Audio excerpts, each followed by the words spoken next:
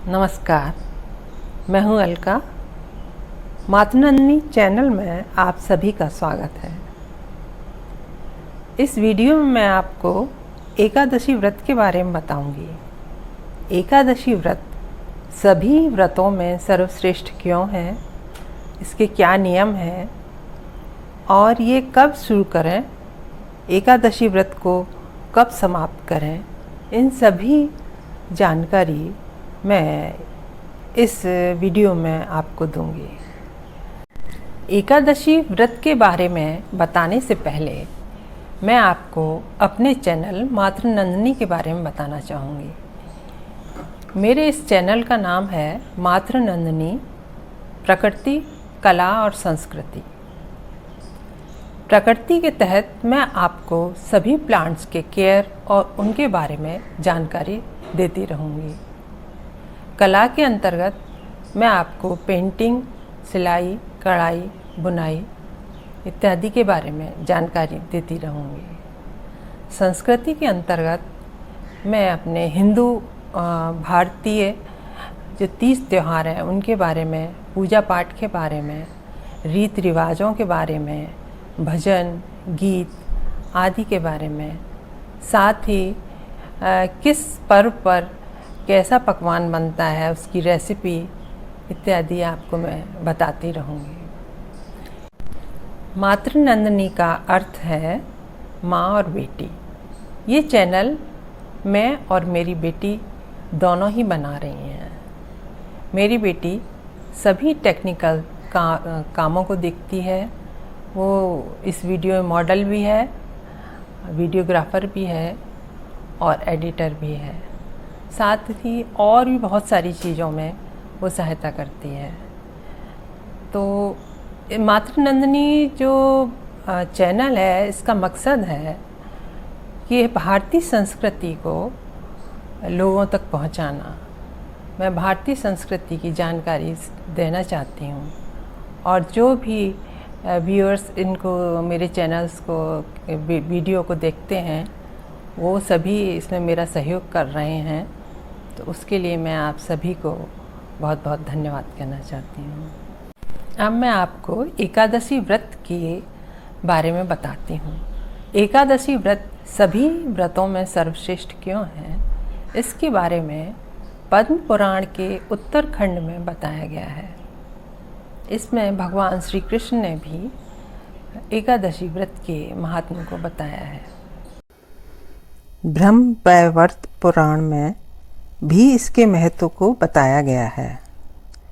इसमें श्री कृष्ण भगवान कहते हैं कि हजारों वर्षों की तपस्या से भी जो फल प्राप्त नहीं हो पाता वह एकादशी व्रत करने से प्राप्त हो जाता है। ये पापों का नाश करने वाली तथा मुक्ति प्रदाता है। इस व्रत को करने वाले के मातृकुल के तथा पितृकुल के पितृ मुक्ति पाते हैं। साथ ही जातक सांसारिक जीवन में सुख, शांति, धन संपदा और अच्छा परिवार पाता है। एकादशी की कथा। एकादशी की 2 कथाएं प्रचलित हैं। पहली कथा है, एक बार मुर नाम का राक्षस भगवान विष्णु को मारने के इरादे से आया। भगवान विष्णु उस समय योग निद्रा में थे। जैसे ही राक्षस भगवान विष्णु के पास पहुंचा, भगवान के शरीर से दिव्य प्रकाश प्रकट हुआ और देवी के रूप में बदल गया। उस देवी ने राक्षस का वध कर दिया। भगवान विष्णु ने देवी से कहा, तुम एकादशी के दिन उत्पन्न हुई हो, इसलिए तुम एकादशी के नाम से विख्यात होगी। मैं तुमसे बहुत प्रसन्न हूँ, तुम कोई वरदान मांग सकती हो।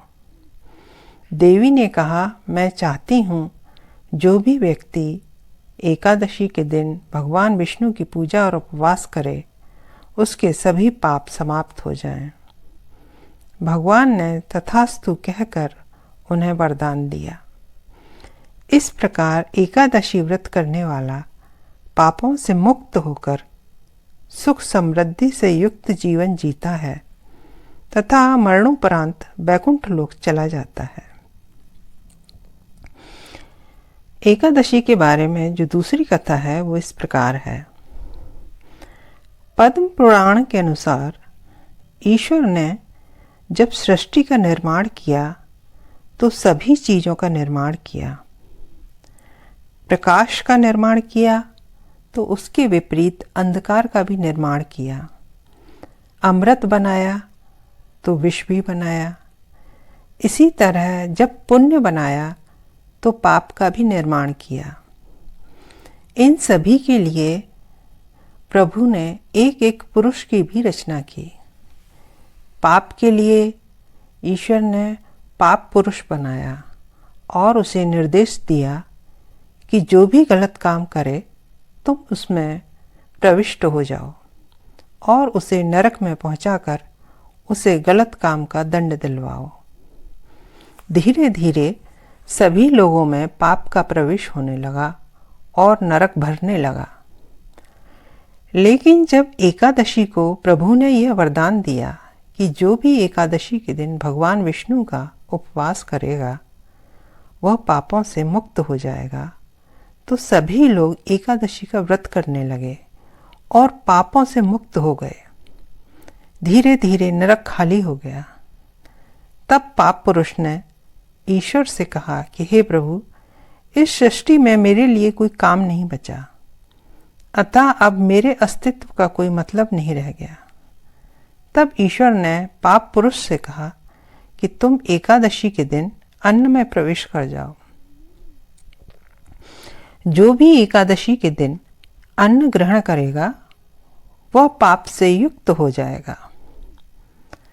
अतः एकादशी के दिन अन्न का त्याग करना चाहिए, चाहे आपने उपवास रखा हो या नहीं। इससे आप सभी प्रकार के पापों से मुक्त हो जाते हो। एकादशी का व्रत एकादशी तिथि को किया जाता है। यह महीने में 2 बार आती हैं, एक बार शुक्ल पक्ष में और एक बार कृष्ण पक्ष में। अर्थात एकादशी का व्रत महीने में 2 बार किया जाता है। इसमें भगवान विष्णु या श्री कृष्ण भगवान की पूजा की जाती है। वर्ष में 24 एकादशी आती हैं। मलमास होने पर या अधिक मास ये 26 हो जाती हैं। सभी एकादशियों के अलग अलग नाम हैं, उनकी अलग अलग कथाएं भी हैं तथा पूजा विधान भी कुछ अलग होता है। जैसे निर्जला एकादशी के दिन पानी भी ग्रहण नहीं किया जाता है। बाकी सभी एकादशियों में आप फलाहार कर सकते हैं। षटतिला एकादशी में तिल का दान, तिल का भोग, तिल से स्नान आदि किया जाता है। यदि आप वर्ष में 24 एकादशी नहीं रख सकते तो केवल एक एकादशी का उपवास रखकर भी आप 24 एकादशियों का फल प्राप्त कर सकते हैं, और वह एकादशी है निर्जला एकादशी।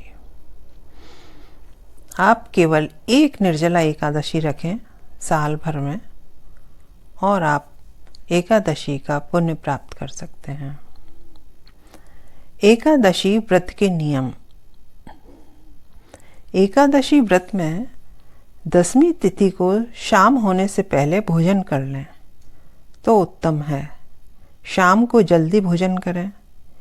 एकादशी के दिन जल्दी उठकर व्रत का संकल्प ले लें। इसके पश्चात नहा धोकर हो सके तो पीला वस्त्र धारण करें और भगवान विष्णु या श्री कृष्ण भगवान की पूजा करें। उस दिन ओम नमो भगवते वासुदेवाय का जाप करें। गीता तथा विष्णु शास्त्र नाम का भी पाठ उत्तम फलदायी है। शाम को पूजा के पश्चात आप फलाहार कर सकते हैं। दूसरे दिन द्वादशी की सुबह इस व्रत का पारण करें। पारण के लिए नहा धोकर भगवान विष्णु की पूजा करें। प्रसाद लें, तत्पश्चात अन्न ग्रहण करें। महिलाएं पीरियड्स में भी इस व्रत को रख सकती हैं। केवल पूजन सामग्री छूना वर्जित है। एकादशी व्रत में यथासंभव दान दक्षिणा करनी चाहिए। एकादशी व्रत कब शुरू करें और कब तक करें? एकादशी व्रत आप कभी भी शुरू कर सकते हैं, फिर भी 3 एकादशी इसके लिए उचित बताई गई हैं। पहली है उत्पन्ना एकादशी। यह एकादशी मार्गशीर्ष के कृष्ण पक्ष की एकादशी है। दूसरी है मोक्षदाय एकादशी। यह मार्गशीर्ष के शुक्ल पक्ष की एकादशी है। तीसरी है निर्जला एकादशी। यह एकादशी जेठ मास की शुक्ल पक्ष की एकादशी है। व्रत हमेशा शुक्ल पक्ष से शुरू किए जाते हैं, इसलिए शुक्ल पक्ष की एकादशी से आप व्रत रख सकते हैं। एकादशी का व्रत का उद्यापन कब करें, अर्थात एकादशी व्रत कब तक रखें? कुछ लोग एकादशी का व्रत 1 या कुछ साल रखकर उसका उद्यापन कर देते हैं, पर एकादशी व्रत जिंदगी भर रखने वाला व्रत है, तभी इसका पूरा फल प्राप्त होगा। अब कई बार यह प्रश्न उठता है कि एकादशी 2-2 पड़ जाती हैं, तब यह समझ में नहीं आता कि कौन सी एकादशी करें। एकादशी व्रत उस एकादशी को करें जो एकादशी द्वादशी तिथि से युक्त हो, उसे उत्तम माना गया है, अर्थात जिसमें द्वादशी तिथि भी जुड़ी हुई हो। एकादशी व्रत में क्या खाएं और क्या नहीं खाएं? एकादशी व्रत में सभी तरह के फल आप ले सकते हैं। दूध, दही, दूध से बनी मिठाई आप खा सकते हैं, पर मिठाई घर की बनी होनी चाहिए। कूटू, सिंघाड़े का आटा, सेंधा नमक आदि आप ले सकते हैं। खाने में आप जो वर्जित है, जो चीज़ नहीं खानी चाहिए, वो है सभी तरह की दालें, अनाज, चावल, सादा नमक, लहसुन, प्याज आदि। इस वीडियो के दूसरे भाग में मैं आपको एकादशी पूजन कैसे करें यह बताऊंगी। साथ ही ठाकुर जी या बाल गोपाल जी का अभिषेक करके बताऊंगी। यदि यह वीडियो आपको पसंद आया हो तो इसे लाइक, सब्सक्राइब और शेयर करें। धन्यवाद।